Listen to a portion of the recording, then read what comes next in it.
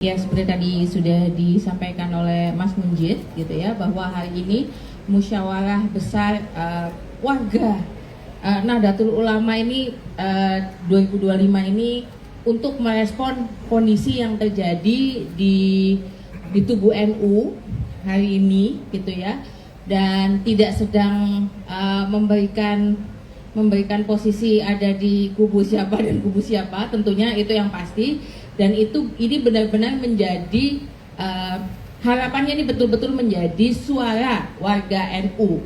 Jadi bukan lagi kelompok atau elit yang ada di NU. Ada 9 rekomendasi yang dikeluarkan hari ini.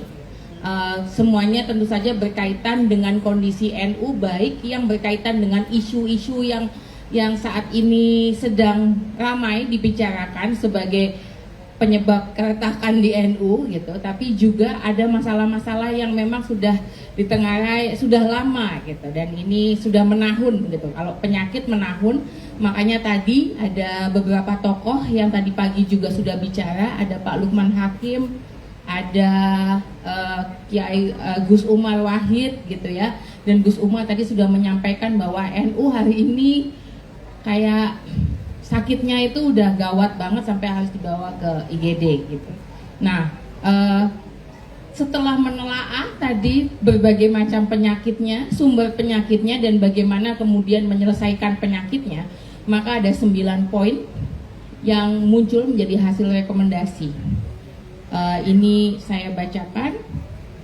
Dinamika PBNU akhir-akhir ini telah mengalihkan energi NU dari khidmah utamanya, yaitu pemberdayaan umat, pendidikan, layanan sosial, penegakan keadilan, penguatan aswaja anadia, gerakan keluarga maslahat, kemandirian organisasi, transformasi digital, pengembangan SDM unggul, serta konsolidasi nasional melalui Munas dan Ponbes.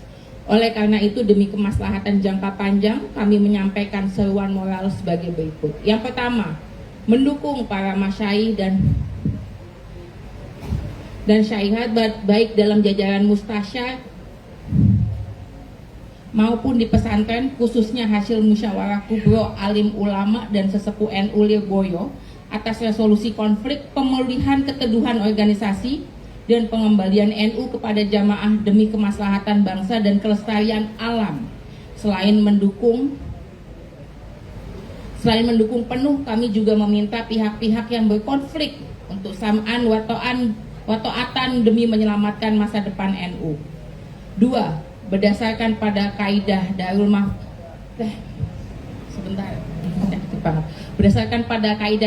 Mafasid Maqadamun ala jalbil masalihi, demi mencegah polarisasi berkepanjangan, menghindari persengketaan di meja hukum, dan memastikan NU memiliki kepemimpinan yang stabil serta disepakati bersama, kami menyeru untuk mempercepat pelaksanaan Muktamar ke-35 NU agar memiliki kekuatan hukum yang kuat dan legal. Muktamar ke-35 diselenggarakan dan disahkan oleh Rais Am dan Ketua Umum Mandataris Muktamar ke-34 Lampung dan dilaksanakan oleh Panitia Muktamar yang direkomendasikan oleh Mustasyar PBNU. Apabila muktamar yang dipercepat tidak tercapai, maka diselenggarakan muktamar luar biasa atau MLB sesuai dengan peraturan dalam ADART. Semua hal yang selama ini dipersoalkan dibahas dan diselesaikan dalam muktamar mendatang, sehingga akuntabilitas dan transparansi dapat diwujudkan secara jujur. Akan dilanjutkan? Akan dilanjutkan.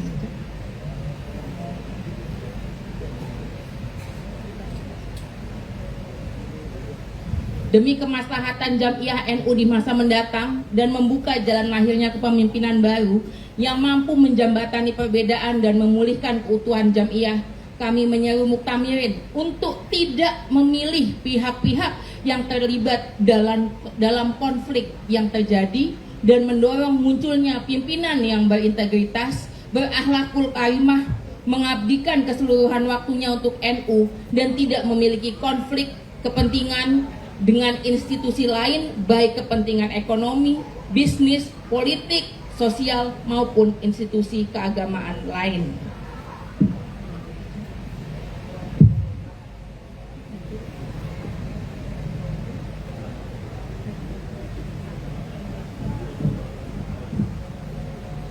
Jabatan Rais Am dan Ketua Umum PBNU hendaknya ditetapkan dan dikembalikan pada mekanisme kearifan para masyayikh dan syaikhat secara partisipatoris dan berjenjang dari struktur paling bawah, bersih dari politik uang dan intervensi pihak luar, serta mengutamakan pendekatan spiritual, musyawarah untuk mufakat dan adab ahlu sunnah wal jamaah an-nahdiyah.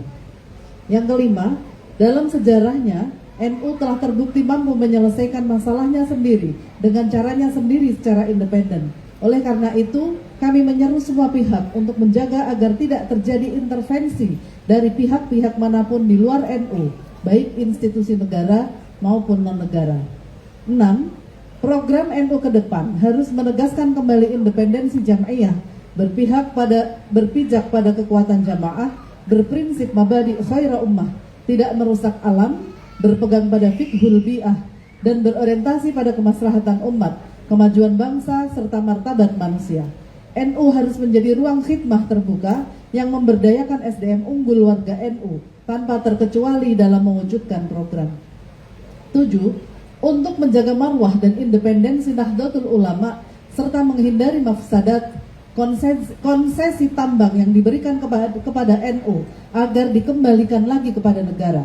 Sikap ini sejalan dengan hasil Muktamar ke-33 di Jombang pada tahun 2015 yang menegaskan keharaman praktik pertambangan yang merusak lingkungan dan mengancam kemaslahatan masyarakat.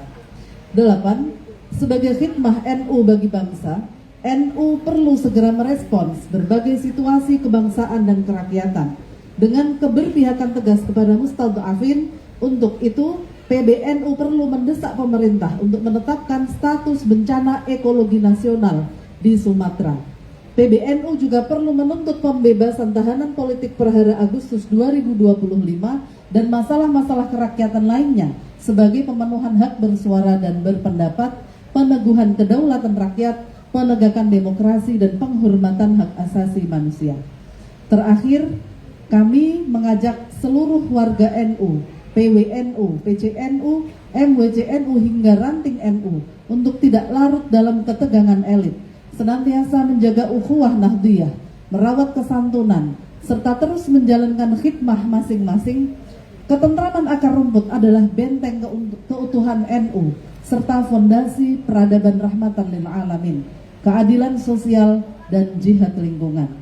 Semoga Allah Subhanahu wa Ta'ala melapangkan hati para pemimpin dan seluruh warga NU untuk senantiasa memilih jalan kemaslahatan dan keadaban.